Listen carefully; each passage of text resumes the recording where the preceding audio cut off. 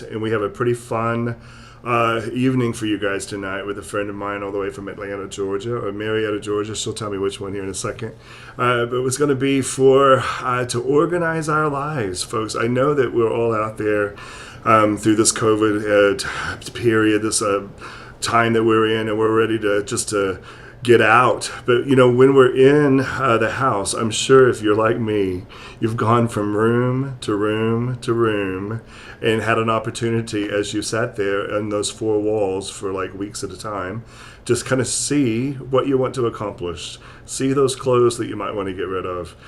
See those clothes that you may not even fit into anymore after our COVID time. But anyway, I want to bring on here in a second my dear friend Laura Goldolfo Ray, or Laura Ray as she's known now, to talk about that. But first, before we get started, I do want to shout out to my sister, Amy Francis. Today is her birthday. So happy birthday, Amy. I love you dearly. You truly are my best friend in life, and I just appreciate you, and I want you to have the best birthday ever. So if you're watching, say hello, and I don't know, maybe I can get Laura to sing happy birthday for you. I don't know. So you guys, without further ado, I want to bring on my dear friend all the way from Georgia tonight, Miss Laura Ray. Hi, Jason. Hi, everybody. Hey, Laura, how are you? And happy birthday to your sister. I know, yeah. I'm not going to tell her how old she is, but... Shout out. Yeah, I don't know exactly how old she is. I forget, but I think that she's somewhere around, in between 35 and 55, somewhere in that time frame. Okay, right.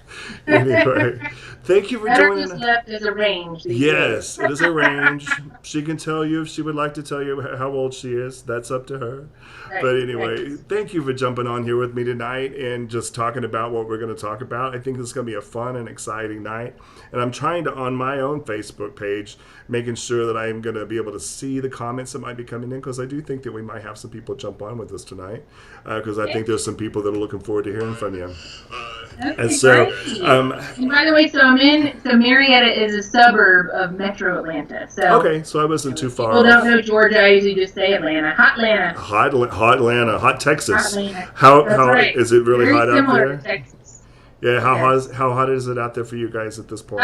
It's been 90s. Oh, okay. So it's pretty warm. Here it's been like, I got to tell you, it's been like 103, 105. We've had some pretty pretty big temps. I think it's beginning to cool down now, so I'm glad about that. But I'm always red. I'm always hot here. Anyway, so tonight, before we get started on the other things that we're going to talk about, which I think is a lot of people are going to really enjoy, I want to kind of jump on for a second and kind of talk about how you and I met. And we were just talking about that back in 1987 when we were touring with the Continental Singers and Orchestra. And I think that we decided that was 33 years ago, which seems like yesterday in some ways, but also seems like a lifetime ago, because, a lot of, for you, for me, for all of us, we have had a lifetime since we left, because we were there very, very young, very early. I was just 15 when we left for tour, and I think, how old were you? Yeah, I turned 19. Yeah, 19. We were still teenagers, just mere teenagers on that road trip that we, and for people who don't know what Continental Singers and Orchestra is, it is at the time, it's no longer here in the United States, but it's I think they have Continentals in Europe and I think South America now still. But we were a group of Christian singers that toured all over the United States and in various parts of the world. And our particular tour went to England. And so we went to England, Scotland, and Ireland and some time over there. So we'll have some fun stories along the way to tell you about that and how maybe, Laura, we could have organized our bus a little better. Just saying. Right. there might have been things that we could have used your talents back in the day. If only you would have known you would be doing it, right? If only. Right. When did you know that you were called to do organizing? When did that come about for you? I went to Berry College here in Georgia, Yes. and I majored in communications, and I did that for 16 years, and for multiple companies, and it was a great experience. But on year 2 of doing that, some of the organizing shows started to come on TV. Oh, yeah. And I thought, maybe I don't want to do that. That would be more fun. Like, communications was great, but that looks really exciting. Yes. So I researched it for several years and decided it was just something that wasn't feasible at the time. And so 14 years later, I started my business. Wow. So, and it was perfect timing. It was, I mean, to be a solopreneur, it's very helpful that I was married, and so I had insurance. Right.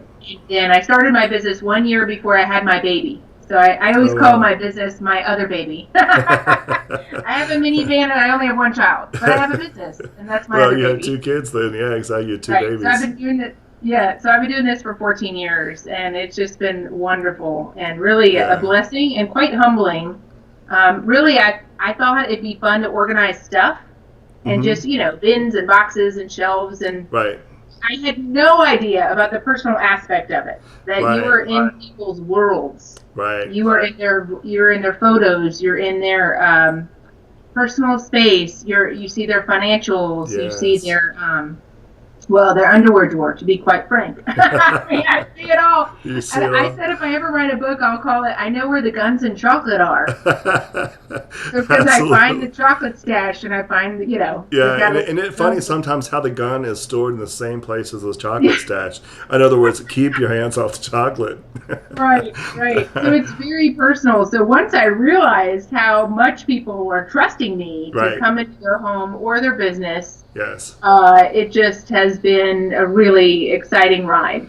Well, and how vulnerable that is for them to offer or to allow you to come in, and you and I have talked, when I asked you to do this with me tonight, we had talked about, of course, for me, the psychological side of all of this, about, how when there's a lot of clutter in our mind, there's clutter in our space, and vice versa. And when you allow someone into that space, knowing that there's that clutter, it also can be a pretty vulnerable space for some of your clients, I would imagine, because they're allowing you into their quote-unquote messiness. And that's got to be a big step for a lot of clients, asking you to come into their space. Yes, it is. And I usually thank people. I said, thank you for letting me in your space, because I know it's a lot for people to let me see what they don't let their friends see, their family see sometimes. And there's so much, there's chaos and disorder, and it just causes so many health issues. That's right. So we have some people jumping on. I'm going to say hello to David Goodwin. Hey, David, welcome tonight. And he says, yes, very true, what we're talking about. And for those of you who are just jumping on, I'm talking with Laura Ray from the Atlanta metro area, and she's a professional organizer. So tonight we're going to talk a lot about how she can give us some tips on organizing some of our space and some of our time. And in that, we might also talk a couple of things about how we can organize our own mind space, maybe to be able to help kind of navigate that for all of us. Laura, as a professional psychotherapist, this is what I do, a lot of times I'm dealing with the clutter in somebody's mind. And so we're talking about how can you then organize or deal with or muddle through those kinds of things.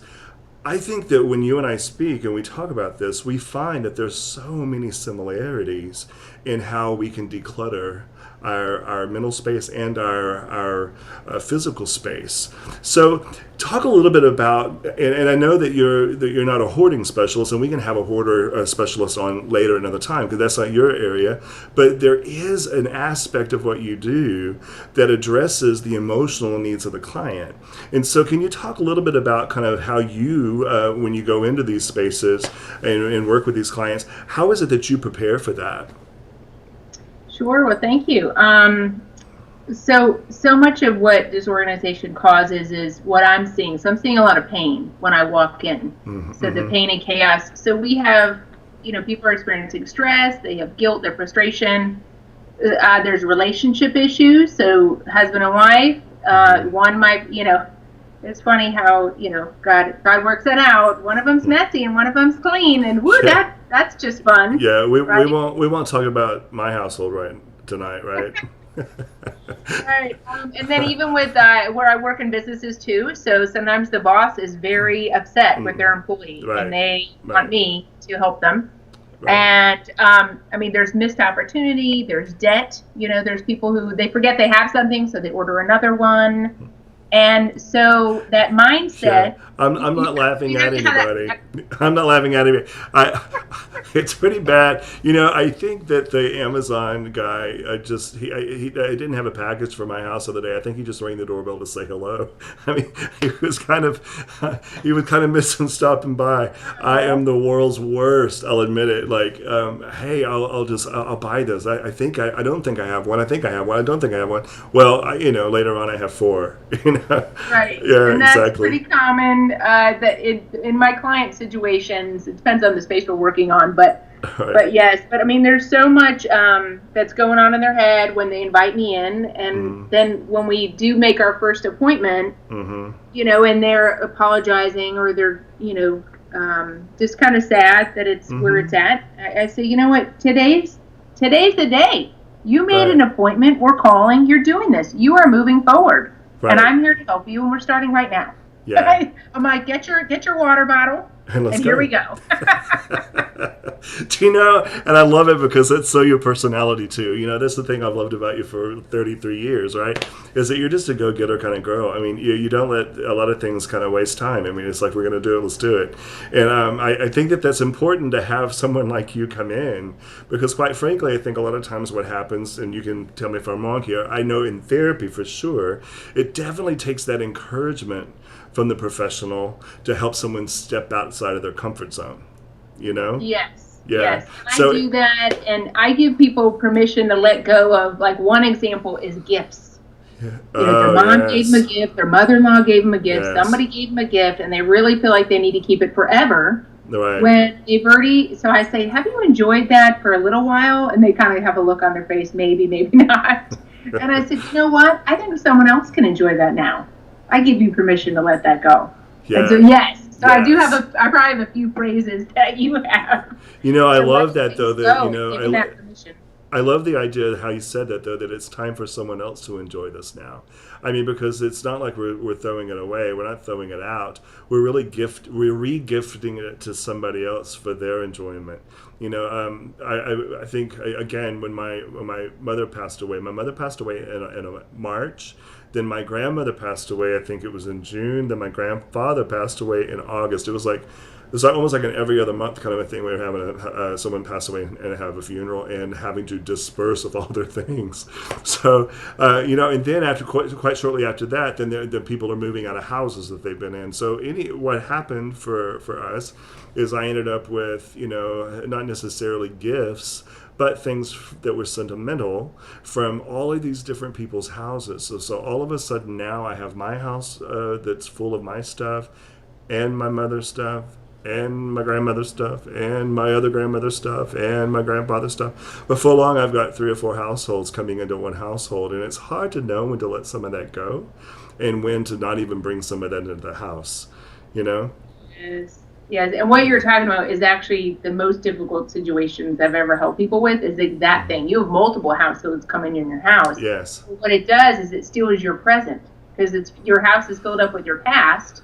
Right. And then, and then what's left in the present, when most of us have homes, we have everything we need. Yes. And there's nothing real, it's not like you need new pots and pans from somebody, I mean, maybe, but yeah, the mementos are very difficult to go through. Yes. And fortunately, there's some great stuff on the internet about what to save. So, for example, so let me just give you an example. So, like this one woman I worked with, so she had this wicker set with 5 pieces, and her grandmother had it. And she always remembered when she went to her grandmother's house, she would go out in the patio and sit in the wicker furniture, and that was a memory for her.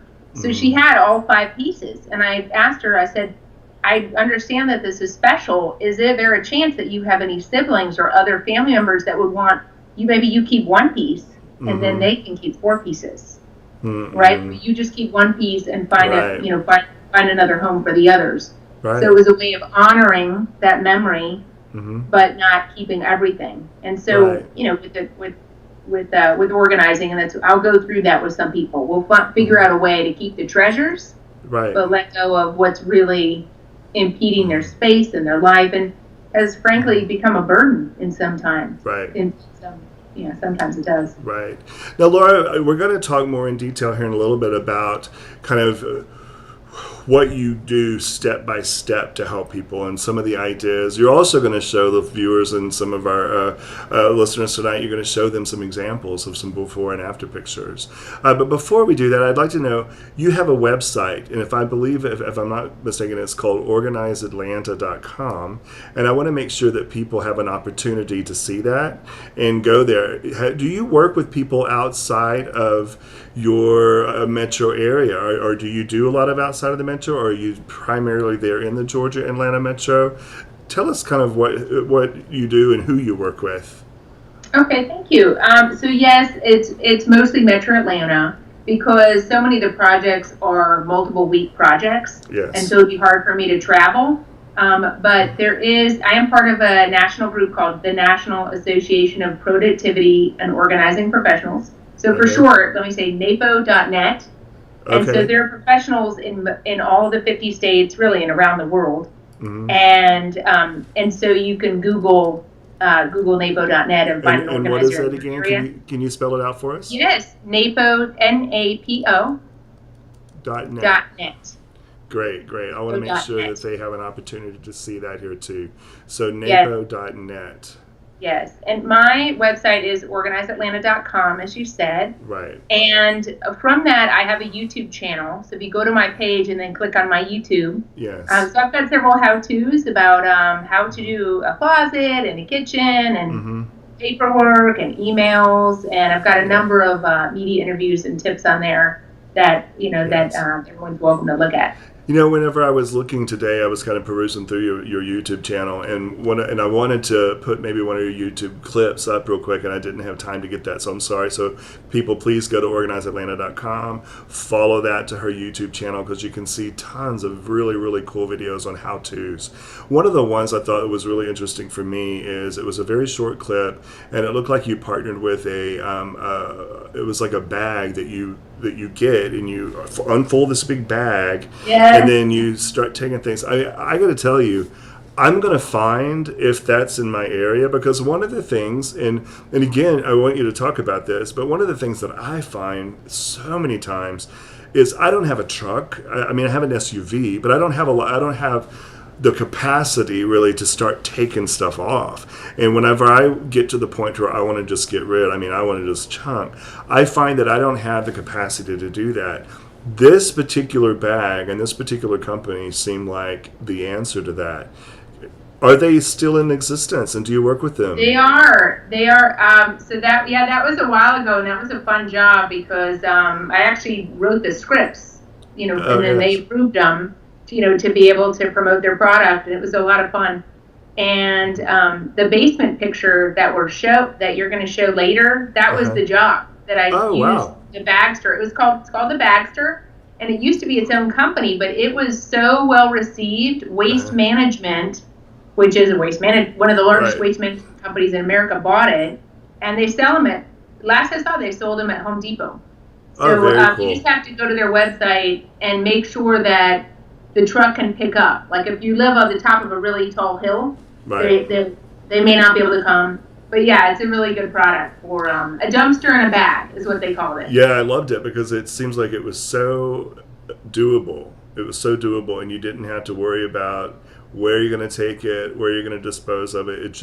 It was easy. And I think part of, particularly for the psychological component of this for me, if we can make it doable and manageable and easy, I think people will be a lot more likely to be able to follow through with some of the steps you'll talk about. Yes, and you know what? You bring up a really good point. So it's hard to get rid of some stuff, like gasoline cans and different things like that. I mean, there are websites that talk about it, but it's work, and so that's why a lot of people hire me because I'll deal with all the little things that they can't get to, like old paint cans. But the what? Like old paint cans, for example, after a big project or something.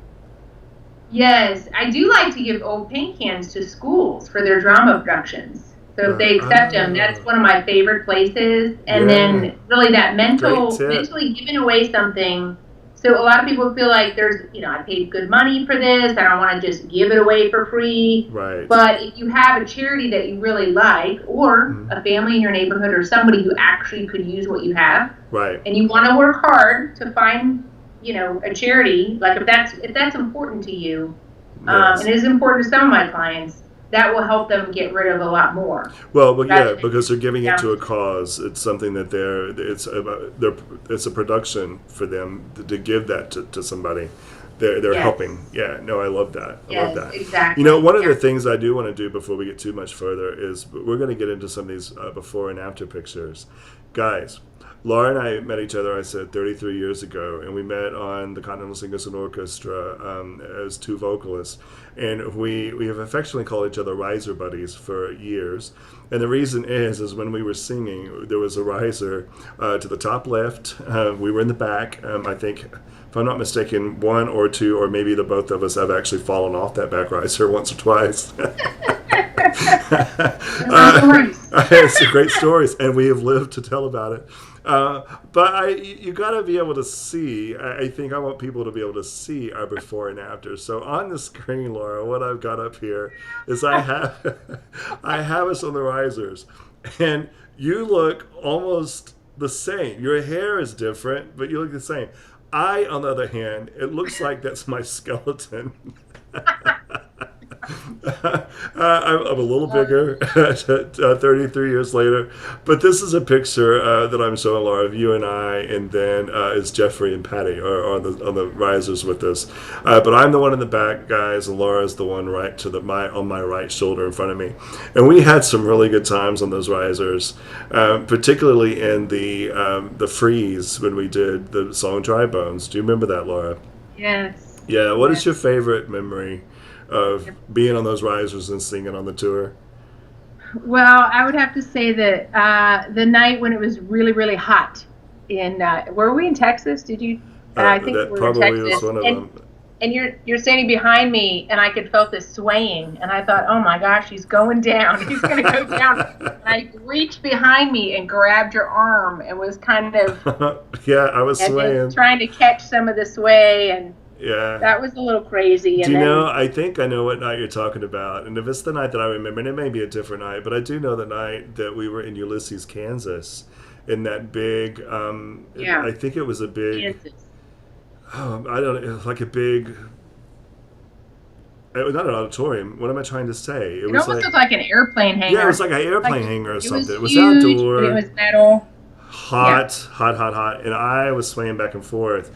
And I do remember that. And the next thing I remember is waking up in the hospital, because after it was all over with, I had reached down to sign one of the records for somebody. And when I did, undoubtedly, the story goes that as I reached down to sign the record, to sign the autograph, I fell flat on the floor face first. And they had to bring in the ambulance to the side of the building, take me out. This is like a big production.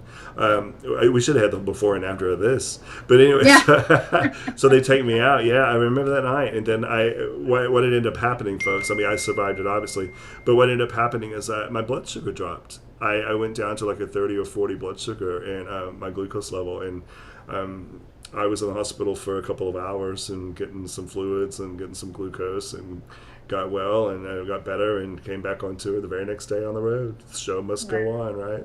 Yeah. It was an intense tour. I mean, we had 10 to 12 weeks of performing almost every single day. Yes, every single day. In a new city, so, miles apart from each other. We were on the bus, 5 to 6 hours on average a day, sometimes even, overnight, 12-hour drives. It's a long time. And, some of the other things that I remember, and then we're going to get on with our organizing, our bus driver, Eugene, and going through the Death Valley with the broken air conditioner, and going through and going over those very, very narrow roads with like 150-foot drops off the side of the cliff. I think you remember those.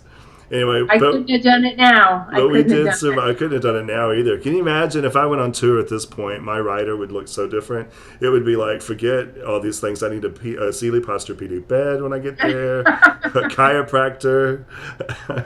But anyway, so Laura, let's talk a little bit about your organizing tips and to get some of these befores and afters. I want to really let people see what you do, and I want you to give them some really good hands-on practical tips that they can take from this interview tonight.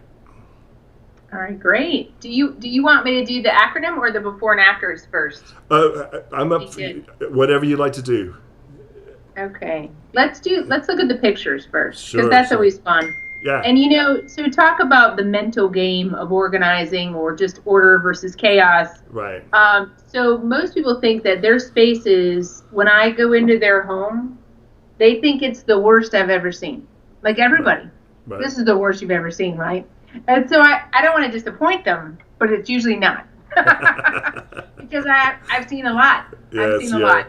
And so these two out of the three photos are some of the basically high volume jobs that I've seen. So most people's garages and basements don't look like this. Right. But, it's their own personal perception of how it's working in their life, and it's not working. Right. So to them, it's the worst it's ever looked. And so I'm like, I feel your pain. I get it. Yes. I get it. So which one do you have up? Either you just talk and I'll pull the one up. Okay, so do the garage. Pull up the garage. All right, so that'll be the. There we go. It looks like that's a basement. I'm sorry, folks. Give me just a second. That's a closet. So in all these spaces, so first, if people have some spaces that are disorganized in their house, feel good if your space looks better than this. But if your space looks the same, know that there's hope. Yeah. So Laura, I actually have a before and after basement. I don't have a garage. Oh, okay. No problem. Let's go to the basement. Yeah. So it's the one, you see the bed in the middle? There's a cot with a brown. Yeah, with a brown cot. And so that was for so this client had this basement room, but she had a son in her 20s, and he was working a night shift, and so he needed to sleep during the day, so he chose that room because no one's going to go in there and bother him because they can't get in there. Wow. So he literally had to crawl over other stuff to get to the bed. Yeah, no, absolutely. And then on the side, and of course you're going to take us through this step here in a little bit, but that's amazing to see the difference and how much room is actually in that basement. Yes, it was a pretty big room. In fact, there's a whole other half to it that you can't see, but I just kind of had to focus on one part. So, I mean, a space like this, so the basement is, I say a lot of people's basements look like this. They're not going to show you, but a lot of basements are very full. Mm-hmm. It's kind of where my favorite phrase is, it's where stuff goes to die. Right. Stuff goes to die. You think you might need it someday, so then you put it down in the basement, and then you forget about it. Right. And then it just, So, but the key on this one was we'll go through the process soon, but this woman had moved 5 times. They were a military family. And military family. And so every time they moved, they had boxes that they didn't unpack, and it kept building up in this room and building up in this room. Mm-hmm. And then once it's a mess, your psyche says, just add to it. It's already gone. Right. So then it continues to get worse and worse. Yeah, it's that all or nothing mentality I think that we even get to in life. When something goes bad and another thing goes bad before long, you just get in almost like that self-fulfilling prophecy.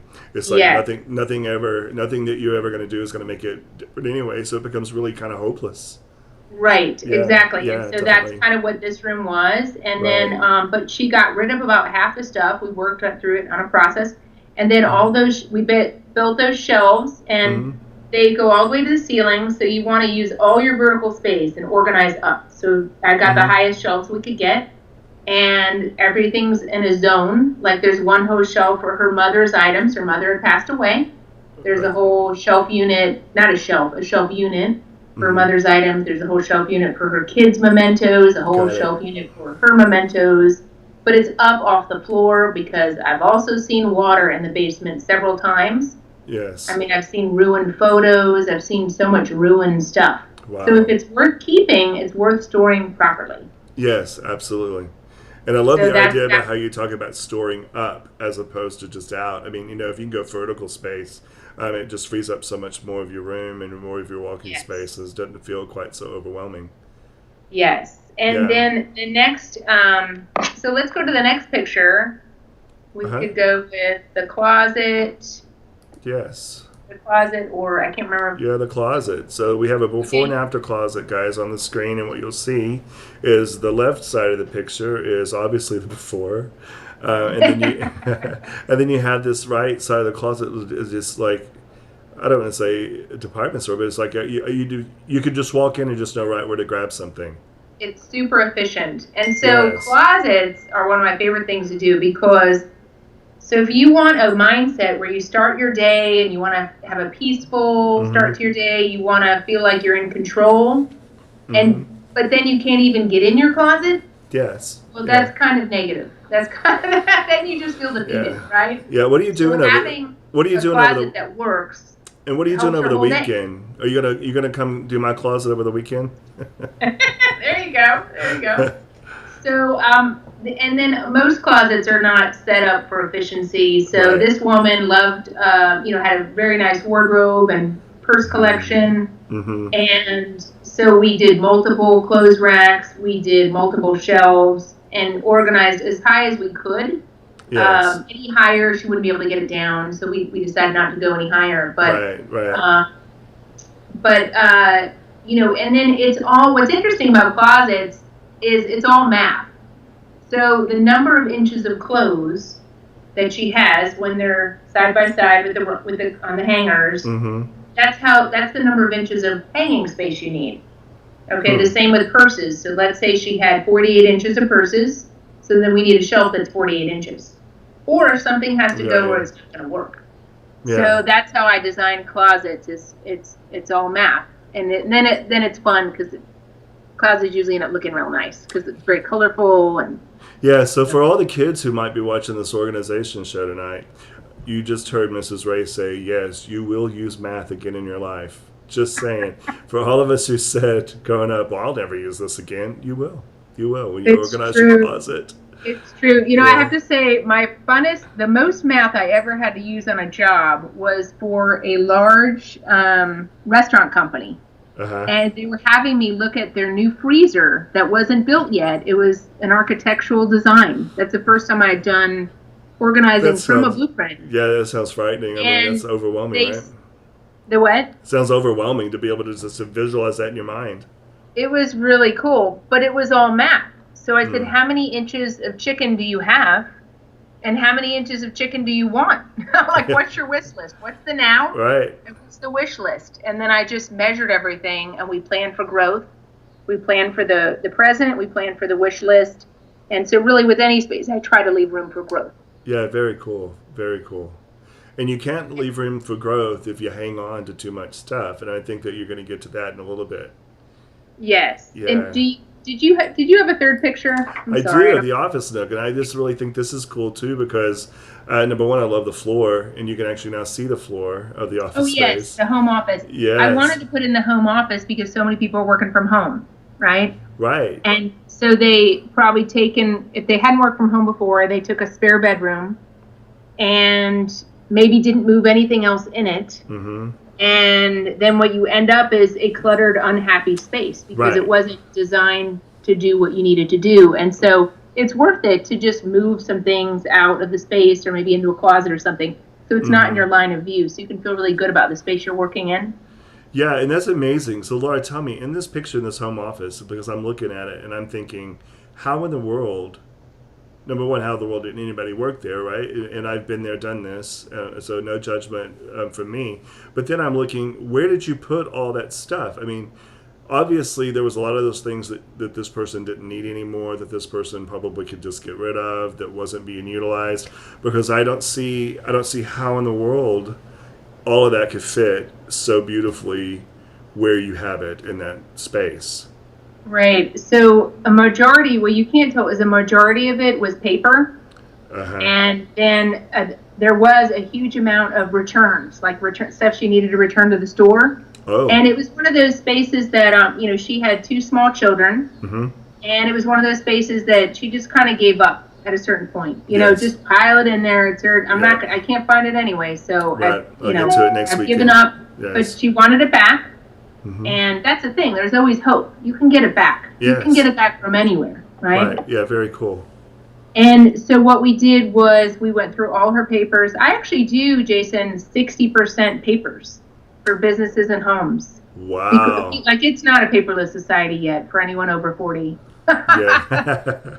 I do thousands of files every year for homes and businesses. It's amazing. And which is a lot of fun. I like papers too. So we got rid of tons of papers for her, and then she actually quite a bit was archived. And then so when you get rid of those papers and you get rid of those archives, where do you put them? So the archive, she had a metal filing cabinet in her basement. And so that's a safe place. It's off the floor. It's, we could label the drawers so that she had, old paperwork in there. Right. And then you'll see the file cart under the desk on the left. Yes. And that's all her current files. And then a lot of the mementos that were in there are above the desk are all cabinets. That's all filled with photos and mementos only. There was no paperwork. There was no tchotchkes. It was all her, all boxes. We bought photo boxes. We bought memento boxes. Right. And organized it really nicely in there. So very cool. So wow, what a space. I mean, it really, when you see these before and afters, you see the potential of what the space really is, and then I think that's really good to give people visuals to be able to see that. So let's go on to the point to where now you get to tell us, how do we do this? Because I think a lot of people are just probably biting at the bit, chomping at the bit, I think they say, let's get on with the practical tips. So tell us a little bit of how you go through your mind in organizing these spaces for people. Okay, so my first tip is basically what not to do. Okay, so let's say you're in a closet. There could be easily 600 things in a regular closet. So you think of every top, every pant, every accessory, every belt, every tie, right? So you're touching a lot of things. And that's with any space, a garage, a kitchen, hundreds of items. Right. And so what most people want to do is they open up go back to the kitchen, open up the kitchen, and they pull one thing down, and then they want to make a decision on it. Right. Okay, so that's hundreds of different decisions. Yes. And so what I've got and what you can put on the screen is an acronym called GREAT. Yes. GREAT. And so lots of organizers have systems. I created an acronym so I remember and make it easy for people to tell people. Yeah, and I like it. And it's a great acronym. It's a great way to organize. It's a great way to organize. I say that word a lot too. I love it. So G is for group-like items. Yes. So when you're taking stuff out of any space, even a junk drawer. Right. So, and for some people, it's overwhelming to think about the next space they have to organize. So just think about your junk drawer. Okay. Most people have one. Or two. I'm not against them, by the way. I'm against 5 junk drawers. Yes. But 1 is fine. Right? What about 2? There's a lot of stuff. Is 2 kind of getting a little outside of the comfort zone? 2, yeah, right. Well, then you don't know where to look for the miscellaneous. That's very true. Very true. See, that's why I ask these questions. Because someone out there, not me, has 2 junk drawers. All right. So G is for group-like items. Right. So literally take everything out of the junk drawer and organize it. Put the pens together, put the rubber bands together, put the batteries together, put the phone chargers together, whatever's in there. Lay it all out on the counter. Like clear the whole kitchen counter or the whole kitchen table. Lay it all out. Group-like items. All right. And there may be something in there that doesn't have a category, but that's fine. Put it on its own. Right. And then the R is for rid the clutter. So a lot of people have extra keys, and they really, for years, they don't know what they go with. And it's personal decision. You could throw them away, or you could not throw them away. But if that's a category that's clutter, just get rid of it. You didn't know what it was. Anyway, I'm not saying get rid of keys. I'm just saying that's an example there's so of what many, I found. But you're so right. I mean, I think, and I'm looking in my own mental space in this junk drawer at home, there's a whole, jar of just keys. I don't know what they go to. And you worry about throwing them away because what if you need them? But, I've been in this house now, I think 9 years, and I've not used them yet. So pretty safe to say I probably don't need them. And so and so again, that may have been, a little bit out there example for some people, because as long as the keys are grouped together, then it's not clutter, right? So we're grouping like items and you group the keys together. But if you have like some nails and screws and just a few little things that you picked up, I mean, chances are you've got a whole box of them somewhere. So just get rid of it. Like, you don't have to put everything away.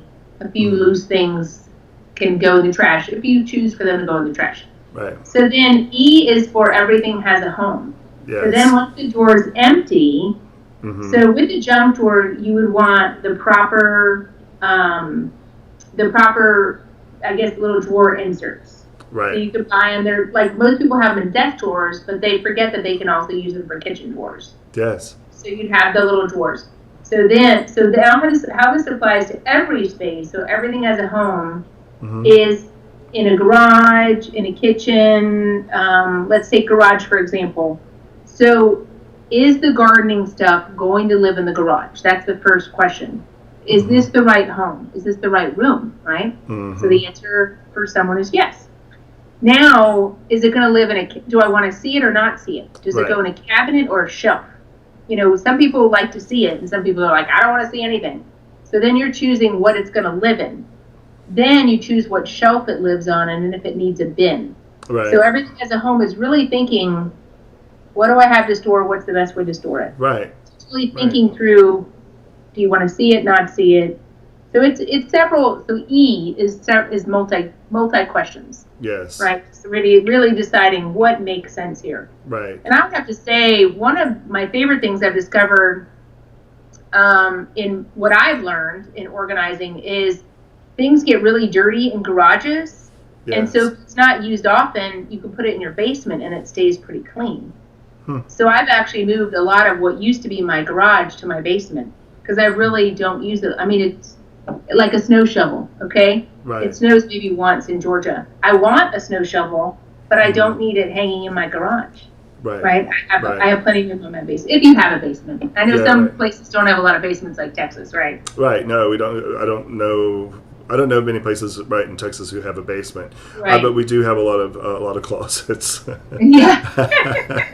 Right. But I love the idea of everything having a home, and quite frankly, if it doesn't have a home, you have to, I guess, go back to do we need to rid the clutter? Because certain things, if you only use once a year or once every other year, is that really at this point considered an item that's just not important? Yes, exactly. Yeah. Exactly. Yeah. And then the A is for arrange and contain. Right. So that's the fun part. Okay, so some people love that part, and they're like, "Ooh, what pretty baskets or bins can I get?" And they always want to do that the first day. Right. And I said, "Well, we've got a lot of work to do before we can get to the fun part." Right. So you gotta be patient and wait because you don't know what bins to buy because you don't know how much you're keeping. You don't, and you don't know where they're going. Yeah, it makes sense. What size shelf they're going on. So you can't. So a lot of people want to buy containers first, but it actually needs to be last. And then the T is for take. Oh, go ahead. No, it's interesting though. I mean, because and maybe this goes into maybe a question for a hoarding expert, but the whole idea, of wanting to go buy the containers first, that has a really interesting kind of a thought for me. And the first thought I go is okay, well, let's avoid what we're doing. Let's just go shop. Let's just go buy things. Yeah. Let's just go get something else.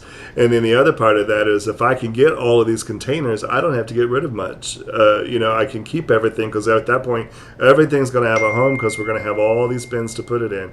And so it seems like to me that flipping it how you're flipping it and making sure that you do what I would say the grunt work first, getting rid of everything and really going through and organizing the mind space for it all. Then at that point, then you go back and you only get what you really truly need. And that might be a hard thing for some people to got to wrap their mind around. Yes. So I've had some of the clutter that I get rid of at people's houses is bins that didn't fit the space. They didn't know why they bought them. They just... Yes. But I know why they bought them. Okay, so number one for women, that I find this all over the map, including myself, what we want is control. Yeah. And so buying the bins or buying office supplies or buying administrative type things for the office, for your home is you want control, and so you think it will give you control, but really there's a lot of work to be done before giving you control. Yes. But that's what the T is for, is take back control. Yeah. So you're taking back control by, you have a home, first of all, you have what you need, you've already made those decisions, right? And then you decided where it's going, and now how are you going to maintain that? Right. So if you decided that your gardening goes in the garage, and it's left out or it goes on a shelf unit, but it's left out on the floor or on the potting bench or wherever, then then you don't have control of that.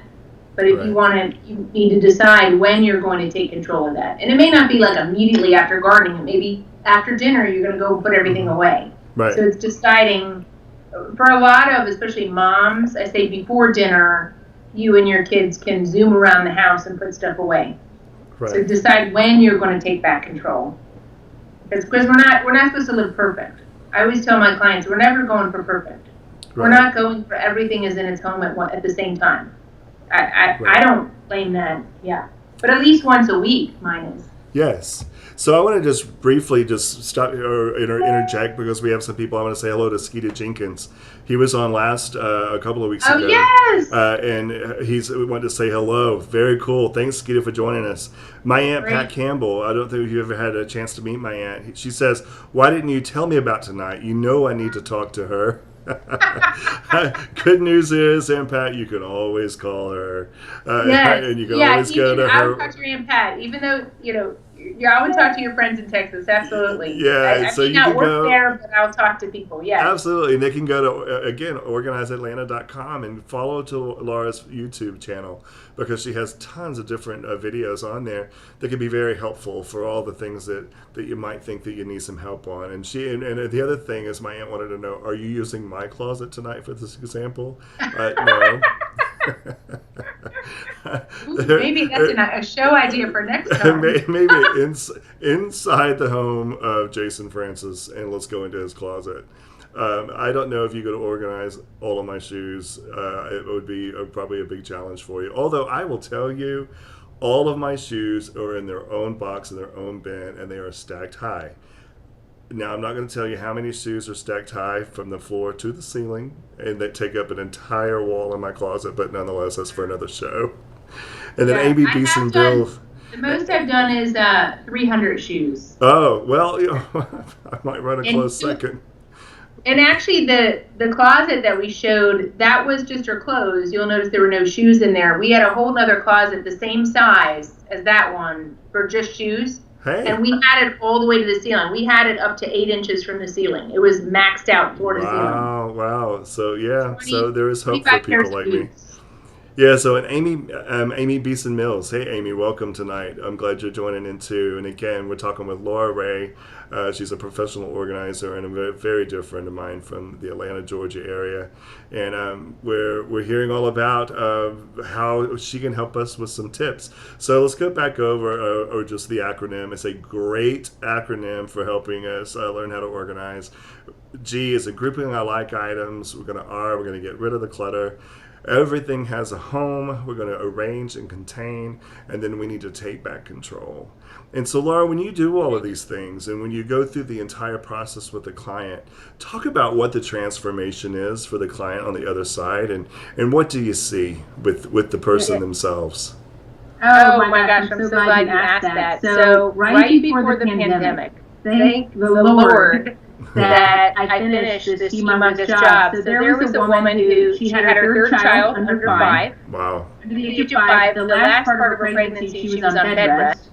Goodness. And her husband is one who doesn't, organizing is not his strength. He didn't really understand grouping like items, or it was just, for some people it eludes them. It's which is fine, because you can learn organization, you can learn the principles. And so we did their whole house top to bottom.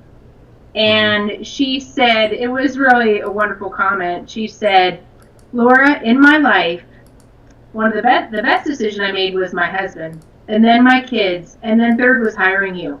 Wow. But wow. She was so grateful. And Yeah, and how And then again, I fulfilling. can only imagine the peace that she was able to feel during the pandemic with the Yes. chaos swirling outside. Her house was done, and she did the work. She was, between every appointment, she did Right. more and more. Like, she was motivated and very grateful. But the Yes. transformation was, I mean, she said it really, had made a change in her life. Yeah.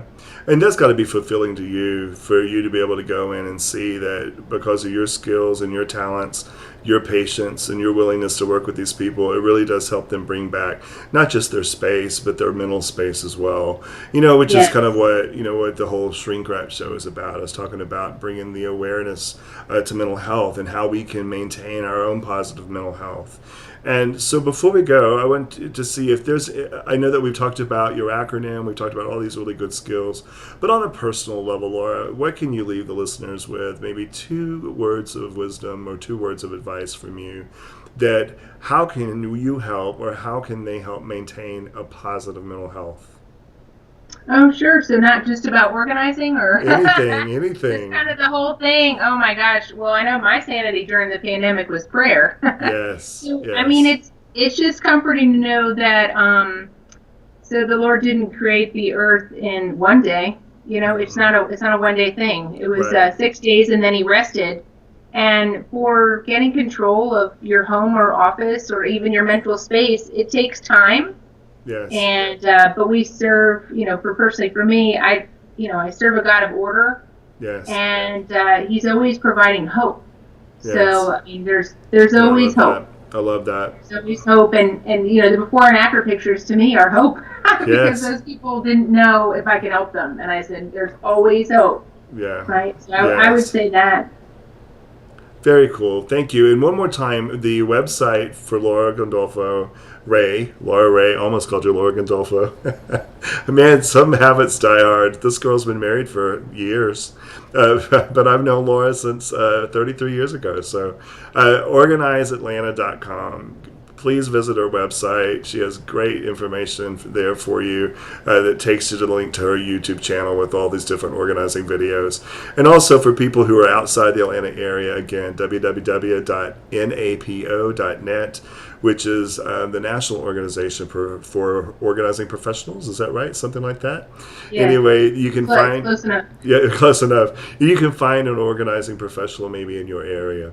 And so I thank you, Laura, for coming on tonight. This has been great talking to you. It's always good talking to you, but to get to work with you and do something like this is just kind of it's the icing on the cake, right? So thank you for coming tonight, and thank you for your time.